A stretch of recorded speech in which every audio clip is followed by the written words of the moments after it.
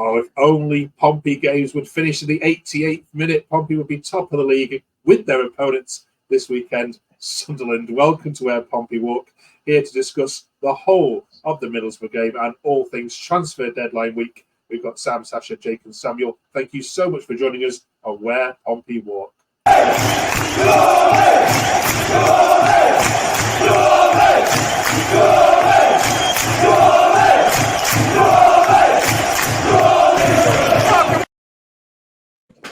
Oh, goodness. Welcome to Where Pompey Walk. Sam, if you gave out bonus points like they do in some other sports, Pompey would be getting all three, wouldn't they, so far this season?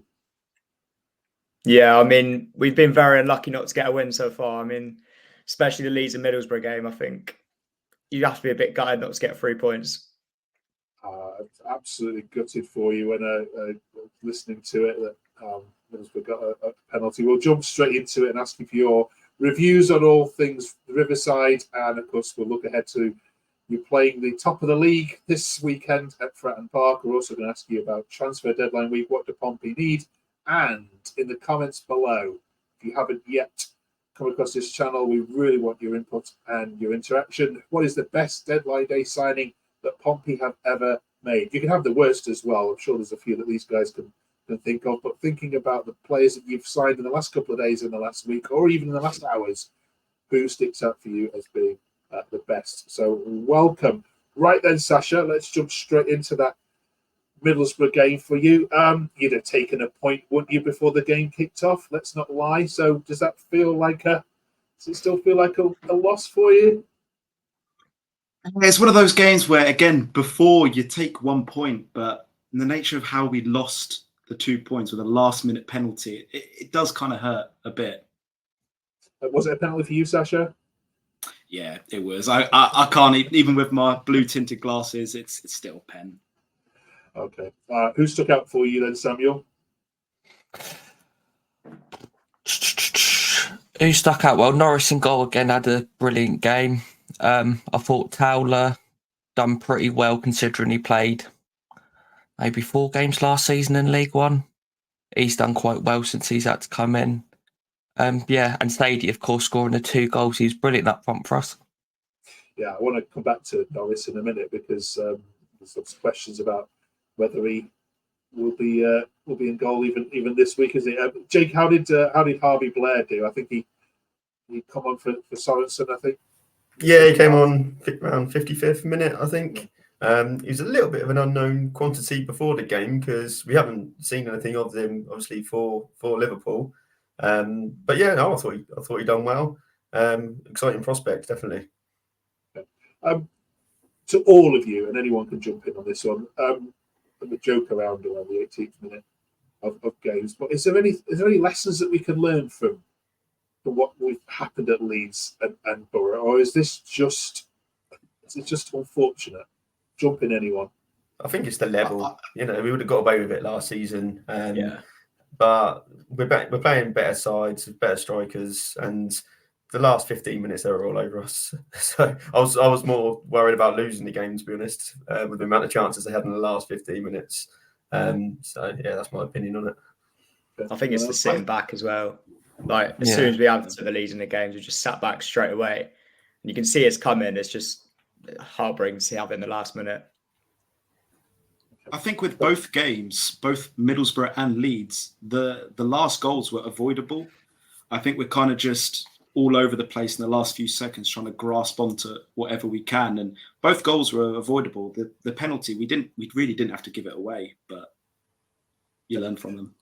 I'm going to show you some takes from the game. There's obviously quite a lot of commentary on Portsmouth. We are really genuinely thankful for you watching this content. We know there's lots of Pompey content out there you can watch, but obviously any new channel really needs likes and subscribe, so please hit that subscribe button if you haven't done already. Here are the best takes from the game. Some of these are a little bit wild, so I want to get your opinions on them. Samuel, we'll start with you if that's okay.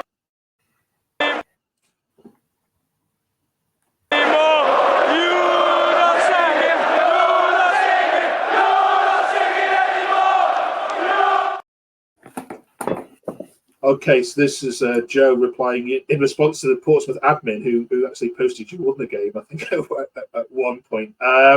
With our only centre-back being Towler, who didn't get more than 2 or 3 cameo appearances last year, that is a fantastic result against the bookies' third favourite for the league. Samuel, do you think Portsmouth aren't being given enough credit?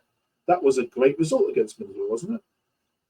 Yeah, I have to agree with everyone else. It does, because we were winning the game against Middlesbrough and Leeds, it does look a little worse than what it is. But again, before the start of the season, especially looking at the team sheet before the game, we saw there was no shockness. So we thought, oh, here we go, it's going to be a big drubbing. But we managed to get a draw. So no, I think it's fair point. Yeah, and Noah goes on to make the similar points. Happy with 3 draws. We really should be on 9 points. Jake, do you think you should be on 9 points? Not from the first 20 minutes of the Leeds game and the last 15 of the Boro game. I mean, I don't know. Can we draw all 46 games with 46 points to keep us in the Championship? Yeah, it would, yeah. Just about. No, I mean, obviously, because you've conceded 2 late goals, probably would hope to hold on to one of the wins. But yeah, the 3 games we played, both really tough games. So I think we're happy with the 3 points at the moment. Okay. Fair enough with that one. Sasha, watching the game, you say we really wanted to win. We defended well enough, a lot of bodies in line. Norris does not deserve to be dropped at all. And that's the point I wanted to come to you on. Obviously, would have wanted the 3 points, but being unbeaten is good. Right, Sasha, this Norris thing. You've signed a Austrian keeper, Schmidt, I think. First of all, if you can, tell us what you know about him, and does Norris deserve at least to play against Sunderland? Well, with Nicholas Schmidt, I think from what I've seen and what I've heard, he's a very good shot stopper, similar to Norris. I think, we've got 2 really good options for number 1 in both Schmidt and Norris. I don't think Norris deserves to be dropped. In the league this season, he's not done anything that deserves for him to lose his number 1 spot, especially that performance against Luton and Middlesbrough. He's brilliant. Absolutely brilliant. Sam, tell you what, if you take an unbeaten start from those first 3 games, I don't care if we probably should have won all 3. It's a brilliant start. Let's get our first win against Sunderland on Saturday. Play at Pompey. And there's another one. I want to get you this opinion on what Lee Francis Hobson here says, Sam. The only downside appears to be that Anjorin has all but agreed to a permanent move to Serie A. So we wasted time on Abu, we've wasted time on Tino as well. Do you agree with that? Not wholly, because I think we know Tino's a good player, but he did get quite a few injuries last season. We know he's an injury-prone player, so I think I'm not that bothered about it. But it would have been nice to see him come back. But yeah, it doesn't bother me that much. And one that made me smile, who on earth chose this horrible kit? Calling himself a Pompey is embarrassing. It is awful, isn't it, Jake? Bit strong, that. It's not the best. I quite liked it when Sadie was running away with his arm in the air wearing it. I mean, I've not bought it personally, but yeah, I've seen better kits. Put it that way. I just can't have Pompey playing in a blue that isn't Pompey blue. I mean, it's like blue or green, or whatever you call it. But yeah, it's very un-Pompey like for me. All right, well done. That's 2 tough away trips. And you might have thought on paper that your fixture list starts to get a bit easier now, but Sunderland have not conceded a goal, sit top of the league, and they're not in cup action this week either. So you're not even playing a team that's getting that has an extra game to play from you. So Samuel, does he need to make any changes for this one? Well, if we've got Shocknessy back fit, I'd put him in because Williams isn't good at centre back. Besides that, Silvera will probably come in place of Sorensen as well because he'll be allowed to play again. But besides them 2, no.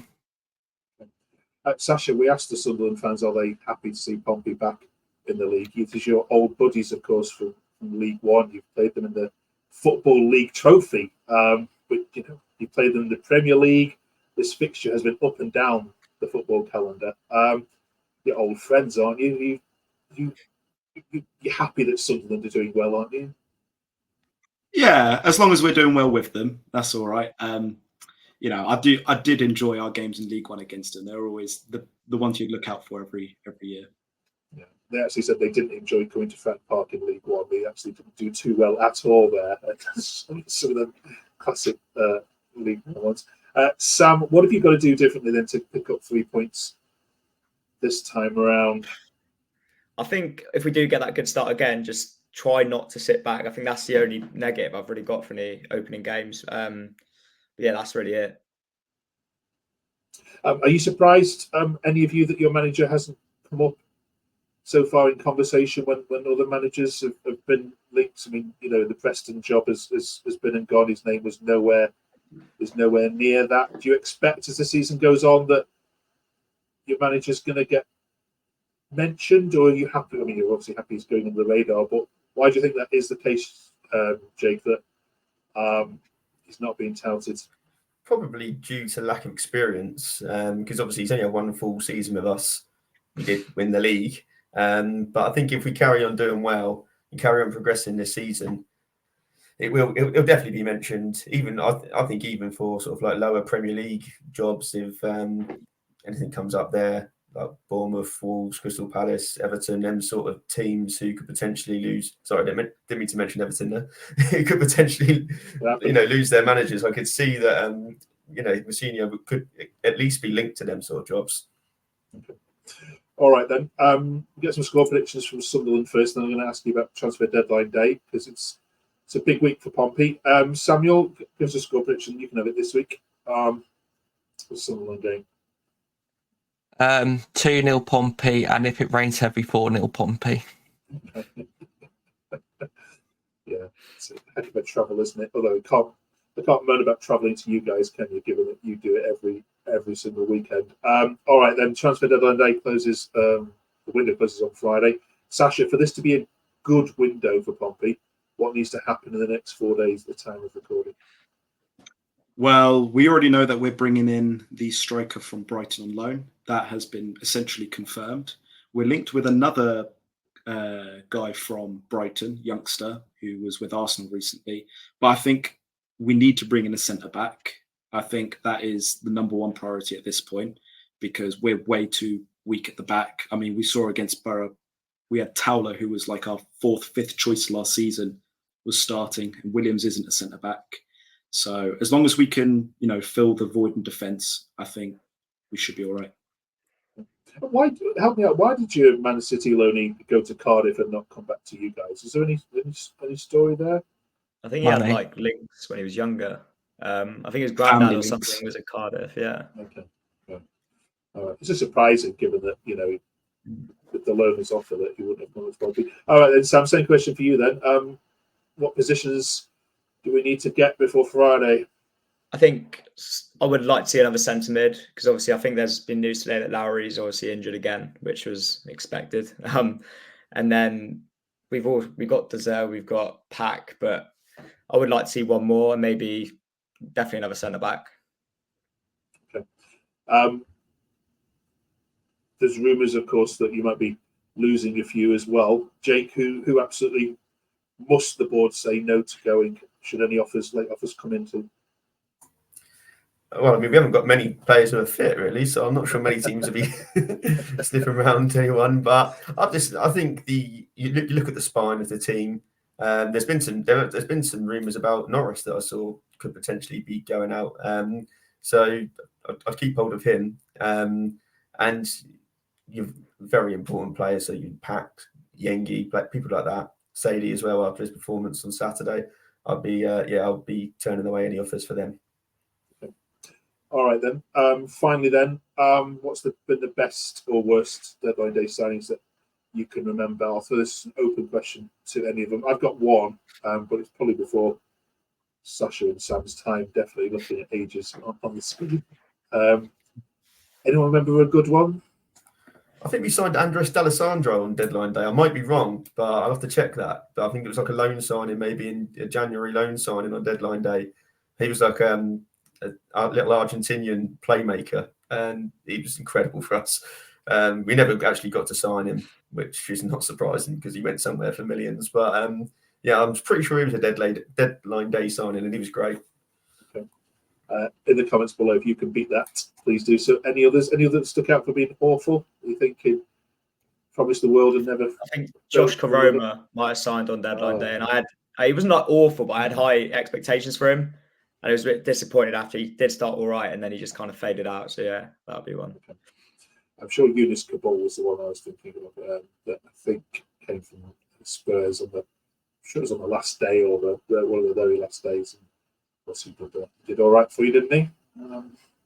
Yeah, he's a great centre half. I think we signed about 4 Tottenham players in that window. I think that might have been like maybe Sean Davis and Pedro Mendes, Noe Pamaro might have been a similar sort of time.